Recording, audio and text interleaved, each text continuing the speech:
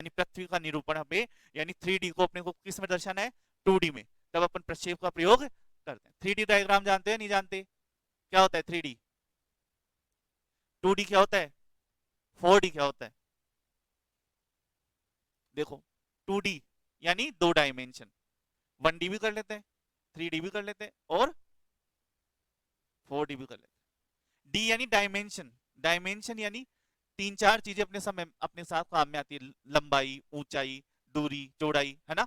तो आप जब किसी भी एक को दर्शाओ, कोई सा भी ले लो, जैसे लंबाई ही दर्शाओ, तो वो क्या हो गया, डायमेंशन, 8 डायमेंशन। जैसे सामान्यतः अपन क्या बोलते हैं कि मेरी लंबाई तो इतनी है, 5 foot 4 inch, 5 foot 10 inch, 5 foot 12 inch मेरी लंबाई है।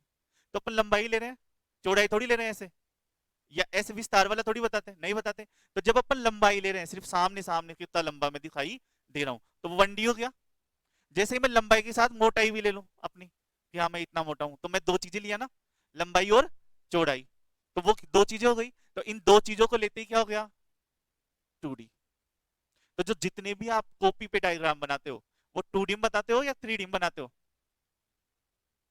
2D में ही बनाते हो। आपके पास लंबाई और चौड़ाई है, ऊंचाई थोड़ी है, ऊंचाई नहीं है ना।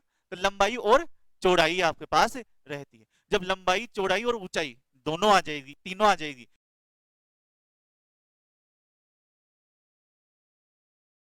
तब वो हो जाता है क्या, 3D।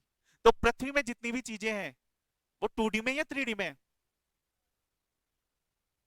3D में है या नहीं है ना। सब में लंबाई भी है, सब में चौड़ाई भी है और सब में ऊंचाई भी है। जैसे मेरा पेन है, ये मोबाइल, तो क्या है, तो इसमें ये इसकी लंबाई, ये इसकी चौड़ाई और ये इसकी ऊंचाई।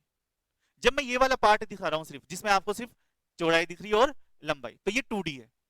और इस पे जब अपनी कॉपी भी तो ये 2D है, और इस पे अपन लिखते हैं तो हर डायग्राम अपन 2D में ही बनाते हैं। लेकिन पृथ्वी तो ऐसी है ना, जिसमें सारी चीजें हैं, और उस पृथ्वी की जो चीजें हैं उनको जो वो 3D में है, उस 3D को आपको कॉपी में बनाना है, मतलब 2D में बनाना है। बनाना नहीं बनाना, पृथ्वी तो 3D में है ना, उस 3D वाली जो पृथ्वी है, उस 3D वाली पृथ्वी को 2D में कॉपी में बनाना है। और उससे भी बड़ी समस्या, क्या समस्या, पृथ्वी गोल है, कॉपी में अपने को उसको समतल दिखाना है। जैसे कोई समतल चीज होती है ना, जैसे मैंने यहाँ पे कोई डायग्राम बनाया, जैसे ये डायग्राम बना दिया मैंने, है ना, मैं बोलो एज इट इज बनाओ, बना दोगे ना, कोई समस्या थोड़ी आएगी। 2D से 2D में बनाने में कोई समस्या नहीं है। लेकिन मैं बोलूँ ये बोतल है, इस बोतल को बनाओ कॉपी में, बना बना लेकिन कईयों में ये गड़बड़ बनेगा, कोई इसको छोटा बना देगा, कोई इसको बड़ा बना देगा, कोई इसको लंबा बना देगा, क्योंकि ये समस्या तो यहीं पर है, इसमें तो कोई समस्या नहीं है ना। तो पृथ्वी भी ऐसे ही है ना, एक जगह से मोटी है, जैसे से पतली है, फिर ऐसे चपटी हो जाती है इस तरह से, है ना। और 3D में अलग से, और उसको अपने को खोल के और 2D में दर्शाना पड़ता है। तो वो जो विधि है, वो जो काम अपने को करना है, वही अपना प्रक्षेप कहलाता है। प्रक्षेप में अपन यही तो करते हैं या नहीं करते, ये यही करते ना। तो यही काम अपने को सीखना था किसमें, प्रक्षेप। आ गया समझ में? इतनी सी जो कार्टोग्राफी पढ़नी है अपने को, इसमें कुछ नहीं है। अगर ये निकालना आ गया, मापनी मापनी निकालनी आ गई, तो यहां तक कोई समस्या नहीं आएगी, प्रत्येक जाके समस्या आएगी। बाकी सारी रटने की चीजें, रटने की मैं समझा दूंगा, क्लास में ही समझ में आ जाएगी।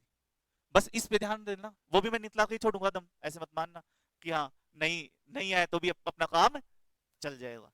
जैसे अपन ने माध्य माध्य का बहुलक निकाले थे ना, 5-7 दिन तक वही निकाले थे, आए चाहे से नहीं आए, लास्ट में सबको आए हुए। तो वैसे ही अपन मापनी ही निकालेंगे, चाहे से अपना कितना ही टाइम खराब हो, कितना ही नहीं हो, पर सबको निकालना आ जानी चाहिए, ये अपना उद्देश्य रहना चाहिए। ठीक है, 2 दिन लेट हो जाएगा सिलेबस, उसकी थोड़ी टेंशन थोड़ी उसकी। ऐसे बताओ कि मैं सिलेबस करवा दूं जल्दी और आपको आए नहीं, वो ज्यादा सही है, सिलेबस 1 महीना लेट हो जाए पर आए आपको चीजें, ये ज्यादा सही है? बताओ, वैसे कर वैसे है, आना चाहिए, है ना। तो वही चीज है, तो अपन अच्छे से निकालेंगे, इन सबको पढ़ लेंगे। कार्टोग्राफी जो शब्द है, उस शब्द का सर्वप्रथम प्रयोग पुर्तगाली विद्वान फ्रांसिस डी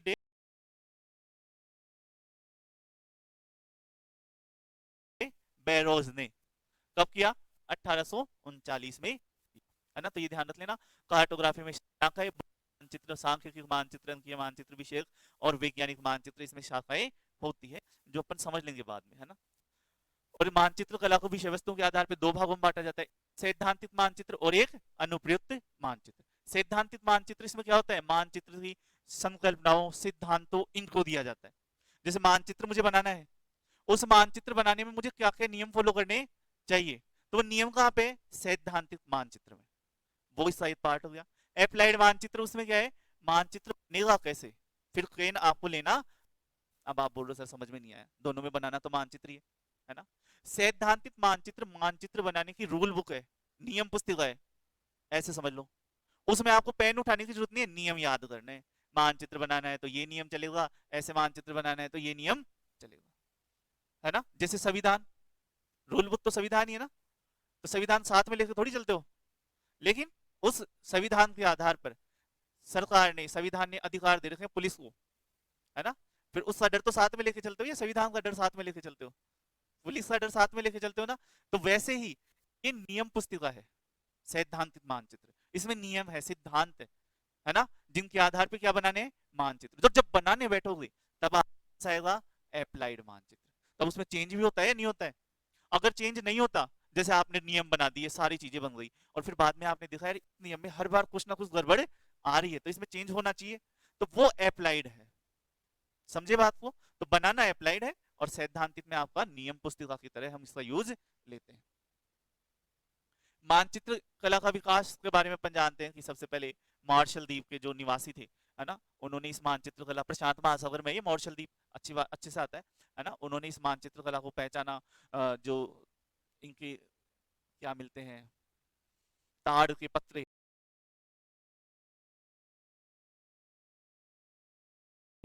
है ना, वहां पे हमें इनके मानचित्र देखने को मिलते हैं। गुफाओं के अंदर मानचित्र हमें देखने को मिलते हैं, पुरानी पुरानी गुफाओं में मिलते थे ना मानचित्र, तो वहां पे मानचित्र देखने को हमें मिलते। तो मानचित्र कला में एक चीज और है, सबसे पहले ना सिर्फ धरातलीय चीजों का कम ध्यान दिया गया था, नक्षत्रों पर ज्यादा ध्यान दिया गया था, कि हाँ आज ये तारा यहाँ पर है, आज ये तारा वहां पर, तो उस तरह से हमारा धीरे धीरे हमारा विकास हुआ। तो सबसे पहले अगर एग्जाम में क्वेश्चन आए, सबसे पहले मानचित्र कला का निर्माण कार्य कहाँ पे हुआ, मार्शल द्वीप के निवासियों ने किया था। और लेकिन बेबीलोनिया शासनकाल में मानचित्र कला और भी ज्यादा विकसित हुई।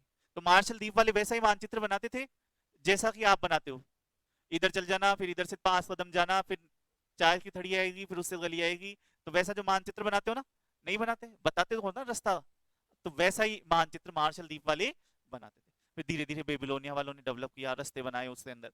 और लेकिन आधुनिक मानचित्र कला की नींव डालने का काम किसने किया है, यूनानी विद्वानों को जाता है, ग्रीक विद्वानों को इसे योगदान जाता है। इस दोनों में कंफ्यूज मत होना, रोमन अलग है ना, यूनानी और ग्रीक एक है, रोमन अलग है। बच्चे कंफ्यूज हो जाते हैं, रोमन और यूनानी तो एक ही है सर, अरे रोमन यूनानी एक नहीं, रोमन अलग है, ग्रीक और यूनानी एक है। हाँ वो आते हैं, है ना, तो इन दोनों में कंफ्यूज नहीं होना है, ग्रीक हो या यूनानी हो दोनों एक ही है, रोमन अलग हो जाएंगे।